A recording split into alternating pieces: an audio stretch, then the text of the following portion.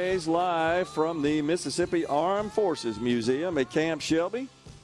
We thank you so much for joining us. We're here because it is the long Memorial Day weekend. Memorial Day, of course, observed in these United States this coming Monday. Please remember, as Mayor Barker said, to reflect and think about those who paid the ultimate sacrifice to protect our way of life, our freedoms here in this great nation. Joining us now, Colonel Lee Henry, the commander of Camp Shelby.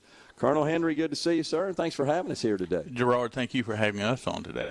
It's such an awesome facility here. Always got to mention that with the guest while we're here at the Armed Forces Museum. This is a Mississippi gem, an asset for our state. It's fantastic, so well done. It's so educational and informative, and I must say, sometimes, Colonel, when you walk through and you take in some of those exhibits, you get a little choked up, a little emotional about it. I think any human being would when you realize what that reflects and what that represents. It is. There are so many who don't realize what a gem we have here in South Mississippi with the Mississippi Armed Forces Museum. We typically see over 50,000 visitors a year, and we're ramping that back up from our post-COVID days, and we're glad to see that back on the incline.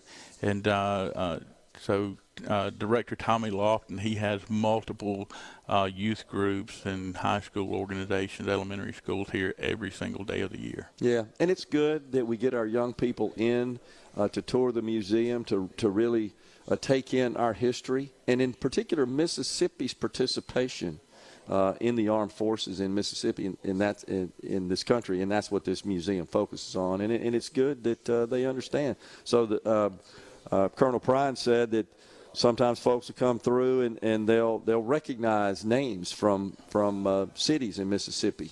They do. They often come with the intent of spending about an hour, a side trip off of Highway 49, and I often hear that they wound up spending 5, 6, 7 hours here going through the exhibits. That's incredible. So talk about Camp Shelby. Now, this base has been around a while. Since 1917, we've had the same core mission since that time, since pre-World War I.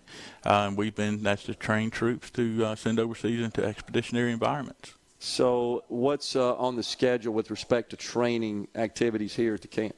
So got a lot going on this summer, Gerard. We are expecting over 30,000 people just this summer alone for the entire year, somewhere between 70 and 72,000 trainees and warfighters that will come through the gates of Camp Shelby. Yesterday, we had a fantastic send-off ceremony for the first of the 155th out of Macomb. They're headed over to Fort Bliss, Texas, and then subsequently over to Kuwait. Had somewhere around approximately 4,000 family members and soldiers on post to celebrate their service and to show our gratitude to their families and to send them off well, and we did that. Talk about the size of the camp, and I think it started out much larger than it is today, right? So it did. It spanned from where we are today all the way to the Mississippi Gulf Coast. Today, Camp Shelby is comprised of over 138,000 acres, primarily in Forest and South Perry County. We also have somewhere around 1,500 acres and down all the way into George County. So we cover about 3 counties, and again, we are a not just National Guard. A lot of people say just National Guard, but as you're aware, we are multi-service. We have contingents from the Air Force, Navy, Marines, Army, and the Coast Guard. Not just multi-service, we're multinational. You saw the French soldiers that were here today that were participating, that are here training, that are for some special operations, and we also have not only the French, but we've had Belgian soldiers here within the last couple of weeks. We've had British, we've had Uzbekistan soldiers, so we have had quite a large international contingent as well here training. So Colonel, do they come here from abroad because of just capabilities and expertise and systems that the camp has, that the U.S. military has to train and prepare troops for their mission? They do. So Camp Shelby provides commanders unique training capabilities, and we have a very widely arrayed capability to train branches of all of these services and components of the military. So they come here. We provide commanders unique capabilities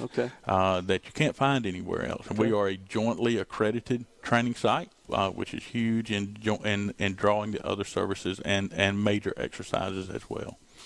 Talk about the Family Day for the 155th again. That was just occurred this past Wednesday, right? What does that consist of exactly? So the Family Day at the end of their training cycle, as they're about to go out the door, headed over to Kuwait, it is something that their command element puts on to bring the families in. We join the families and the soldiers back up after they complete their training, and right before they leave and go over to Fort Bliss to finish their post-mobilization training. So we were supported by a myriad of private organizations to include church and youth groups from across the Pine Belt and across South Mississippi. Our USO is fantastic. Our USO here is an all-volunteer organization here on Camp Shelby, and they have actually the highest throughput of any USO in the southeastern United States. Wow. So they put on a fantastic event, gave them some time off to grill out and under the oak trees here and just have a good, relaxed day before they have to leave. So it's my understanding over 3,000 in attendance? We had over 2,500 come through the museum alone, so we're projecting over 4,000 attended that event. That is awesome. Does it get emotional for the families? It does. I can tell you that that's probably one of the most emotional times in the period of an entire family's lives. Sure. A year is a long time. Yeah. So that's the last time that they'll be with their soldiers. They went on pass for a couple of days, and when they return, they'll be gone somewhere between 9 months to a year. So that's a long time, and you miss a lot in the family's life. Well, that's a good point, because we often, of course, and we should think about the individual who's serving in the armed forces, the military, but really the entire family serving when you think about it. Absolutely. So it is. It takes a lot out of a family, and our spouses, especially our children, who are the ones who suffer the most in our absence. They keep everything going while we're gone, and they do a phenomenal job. And we try to recognize them anytime we can. And in fact, when we unfortunately lose a member of the armed forces, as you saw today with the Gold Star families that we had in attendance today at our ceremony, they're the ones who suffer the greatest loss for our nation and take on that responsibility. So recently also the Armed Forces Museum here at Camp Shelby hosted an event honoring Vietnam veterans from our state. Talk about that. We did. What an amazing event that Director Tommy Lofton coordinated in honor of their service. And obviously the Vietnam veterans were some of the most under-recognized and underappreciated members of the armed forces. So we had over 2,000 people on post that day, and we honored well over 325 Vietnam veterans as part of their service, and a thank you with a large event here to include a rotary wing flyover by the Mississippi National Guard. Such a difficult time in American history, and most of those veterans that are still with us, they're in their 70s, right? They are. We saw a large contingent of them here today, and it's great to have them out here on Camp Shelby, where we, with the Mississippi National Guard, can play just a small part in honoring their service that we did so many years ago, back in the 60s and 70s. It seems like, to me, just observing anecdotally, Colonel, that the way in which, unfortunately, they were received when they came home, it wasn't the sort of fanfare and celebration that we had in prior wars, World War II in particular, that's created sort of a special bond among Vietnam veterans. Absolutely. It has created a special bond among Vietnam veterans, but not only Vietnam veterans.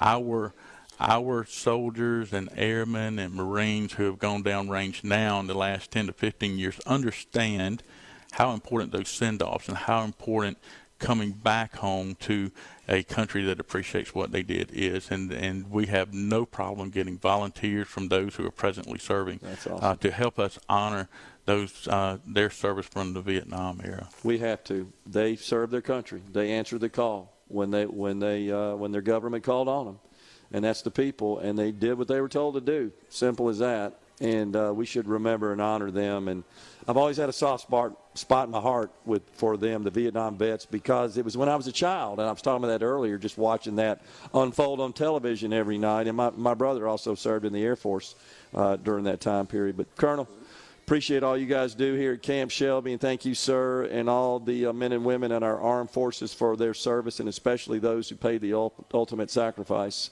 as we remember on Memorial Day. Thank you. It's an honor to serve, and it's an honor to be here with you today. Thank you for coming. Appreciate it. Yep. Colonel Lee Henry, the commander at Camp Shelby, has been our guest on Middays. We're stepping aside.